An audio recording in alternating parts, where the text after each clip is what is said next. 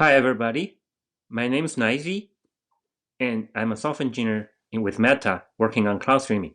Today, I'll be talking about what cloud streaming can be used in Metaverse.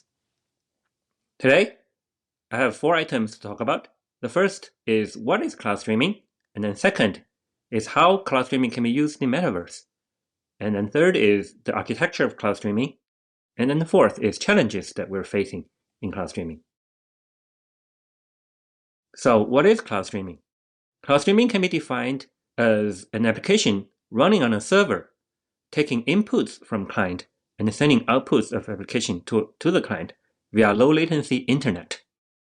This is in contrast of running an application locally on the user device, which is typically how you run applications on your PCs or your phones. Latency of the internet is typically less than 50 millisecond RTT, but it can vary quite a bit depending on the use case. The pioneering use case of cloud streaming is cloud gaming. So earliest attempts of cloud gaming starts about early 2000s. And today, there are many providers in the US and around the globe doing cloud gaming services. That includes Facebook and Meta. Facebook Gaming is such an example. And other companies include Sony PS Now, NVIDIA GeForce Now, Xbox Cloud, and Amazon Luna, some very common names. So how cloud gaming runs? Let's use Creta as an example. Creta is a Windows game or a social app. It runs in the server in a Windows VM. Screen and audio data of Creta application are then captured and encoded as a video stream and then sent back via the low latency internet to the client.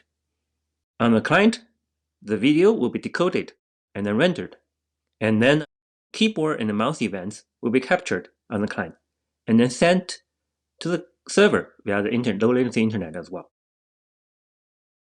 So compared to running Creta locally on the user device, you can obviously see that latency now includes an additional round trip of sending the event and getting the video back.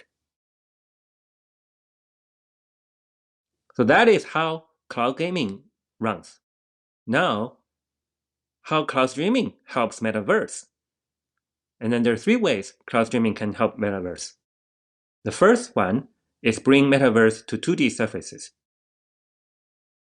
like browsers and mobile devices. And then second use case is to enable high demand 3D use cases by running the full application in the cloud. In this case, the client will be AR or VR device, like Quest 2 or Quest Pro. The third use case is offloading objects to be rendered in the cloud. In this case, the client is also an AR or VR device like Quest 2, and only some objects, part of the thing, will be rendered in the cloud. And I will talk about these use cases next in detail.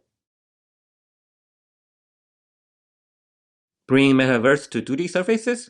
So Metaverse worlds such as Creta that we mentioned before, and now Horizon worlds, they're not built for browsers or mobile devices. Specifically, Horizon worlds are built for Quest, and Creta are built for very potent Windows device. Cloud streaming can help make them available for mobile and desktop quickly. Mobile browsers and desktop browsers and mobile devices. And for these applications, they're a social platform. So it's actually very important for them to enable people to access it from everywhere. So cloud streaming really helps that. The alternative is to have native apps on mobile devices or desktop environments.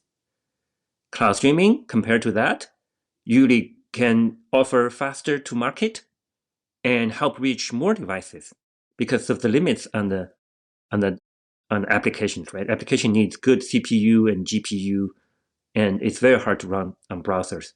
So cloud streaming really bring this to more people, to reach a lot more people.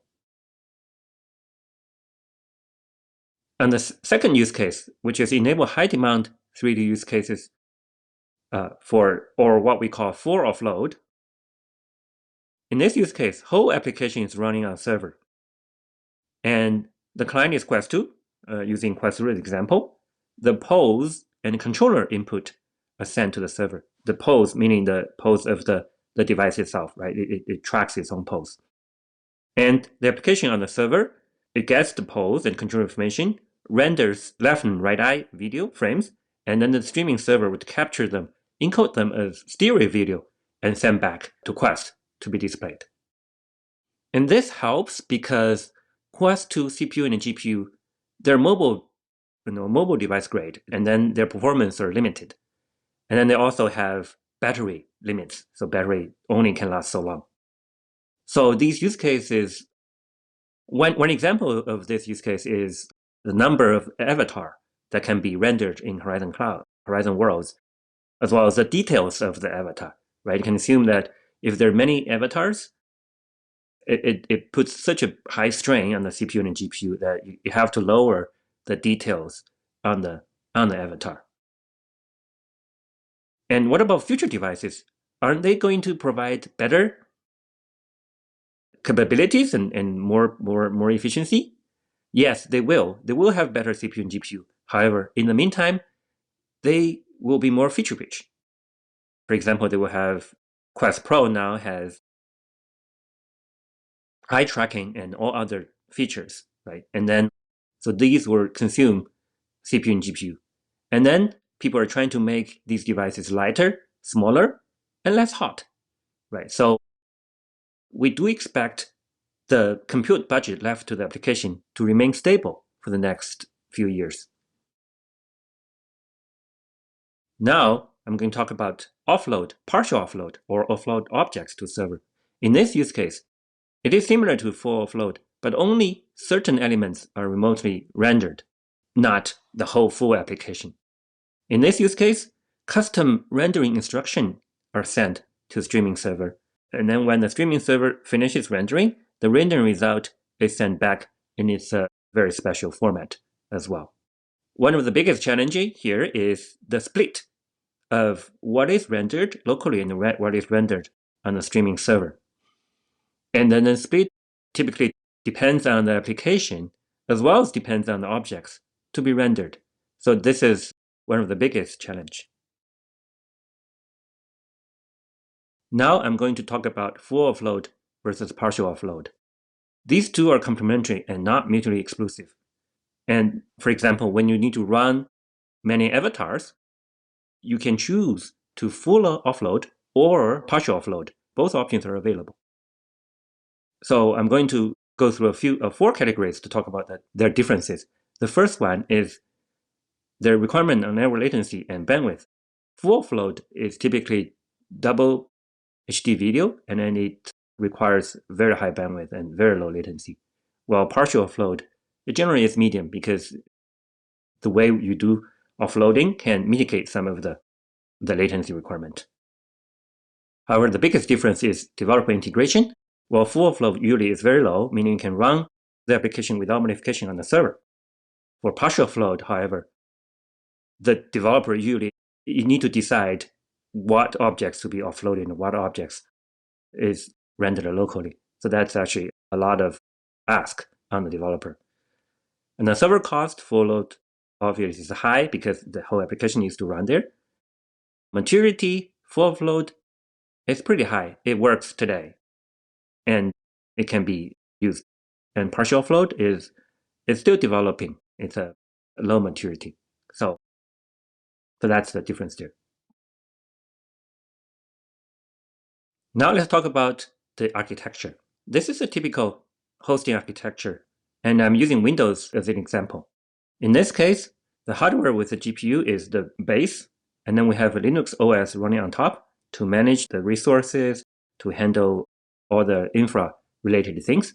And on top, we have the Windows VM, which is going to be running the actual application process. We use a container there to make sure there is enough security. And an application usually is third-party software, so it needs to be contained. Streaming process today runs in the Windows VM because it needs access to the rendered frame in GPU to be encoded directly in GPU. And it is the most easiest to run in the Windows VM. And as you can see, the clients typically communicate with the streaming process via a load balancer. And this is a typical media load balancer that can load balance these media packets really, really quickly. Streaming technologies depends on the client. There is WebRTC for browser. And then there is WebRTC for 2D, and then a custom for 3D. And then why are differences? So for browsers, WebRTC is excellent because it's there. It's in Chrome, in Edge, and in Safari. So it also can be tuned to be used by cloud streaming to be used with minimum latency. For 2D use cases on native mobile, this is also a good WebRTC is also a very good option because it can be tuned. It's already been tuned for Android and iOS, so it's fairly easy to be deployed. For 3D on Quest or other AR/VR devices, it's a little bit different story because WebRTC is not built for stereo video or for the most stringent requirement for cloud streaming or for 3D streaming. So we built a custom solution for Quest and 3D streaming. Now I'm going to talk about the challenges. So the first big challenge is latency. If latency is big, this cloud streaming does not work. That's very simple. And then second challenge is efficiency. Because running stuff on the cloud is expensive. GPUs are expensive, powers are expensive. So how do we run them most efficiently is a big challenge there. And then there are a lot of other ones, including bandwidth, how do we handle packet loss, and all this kind of stuff, resource management. And today I will be focused on latency only due to the time limit.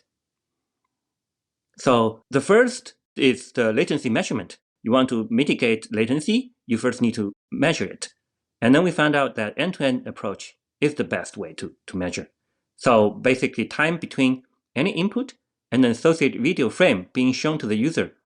That is the definition of the end-to-end approach.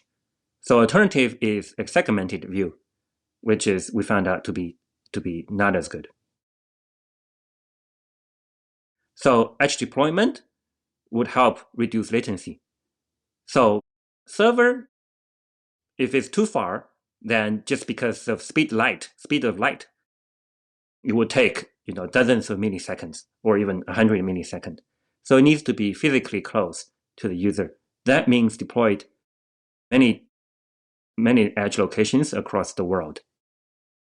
And we need to strategically locate these edge locations to be close to user and then to be able to cover the maximum amount of users, as many users as possible. So that is exercise that has to be done to locate these servers. So I'll talk about some latency mitigation ways. The first one is to remove all waits in the pipeline. And we found out there are two typical places where waits can happen. The first one is between application rendering, finish, and encoding. So that is due to Windows and other VMs. They have different schedule for grabbing the frame and between the game finishes the rendering. So we found out that and removed the wait, and then that saved latency. The other is on the client side, where it receives the frame and decoding and rendering. So there's some, typically to handle jitter, there's some waits there. So by removing these waits, it reduces latency. The other big help is GPU encoding. So typically the frames are rendered within GPU. So instead of moving the full frame out to main memory and encode it, using GPU encode is a must. It both reduces latency and increases efficiency because we don't have to move the memory, the full frame, using the PCI bus out to main memory. And then third option, the third mitigation here is to allow audio to lag a little bit behind video. A lot of application uses AV sync, and then we found out that to be introduce major latency for video, which is more important in cloud streaming use cases. Some additional latency mitigation includes prediction of inputs. So basically, had a Quest 2 device movement and controller movements, those continuous movements, they can be predicted very well. So these predictions really help the mitigate the latency.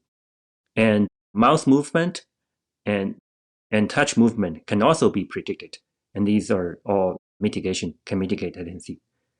Another mitigation is asynchronous time warp for 3D streaming. So basically, adjusting the image using latest pose before going to display. And then depending on the round trip time, this is critical. So with these latency mitigations, we need to decide how many people can actually benefit from cloud streaming. So a good way to do this is to set a goal for end-to-end latency, basically end-to-end latency goal for each cloud streaming use case. For 2D use cases, for bringing Metaverse to 2D devices, 150 milliseconds are generally a good value to be acceptable for the 2D use case. So using that end-to-end latency goal, we can deduct max RTT by deducting the other parts of the system that needs time, right? The application running needs time, the actual encoding needs time, and then now we can calculate how much RTT is left to how much RTT that we can support, and then using that RTT value, we can find the total addressable market, how many actually people can be supported by cloud streaming. And to calculate total addressable market, we also should factor in current and future trend. People are constantly getting better internet. Over the pandemic, people's internet, the users in the US have getting a lot better internet. To conclude, we have 3 conclusions here. The first one is cloud streaming is an important technology for Metaverse. It is used by Metaverse in 3 different ways, and it's important. The second is a lot of progress has been made that makes cloud streaming a viable option in the last decade. And the third is there's still many unsolved challenges, especially in 3D streaming. And then we're actively working on these. That will be the end of my presentation. Thank you for listening, and I hope you enjoy it. If you wish to contact me, here is my email address.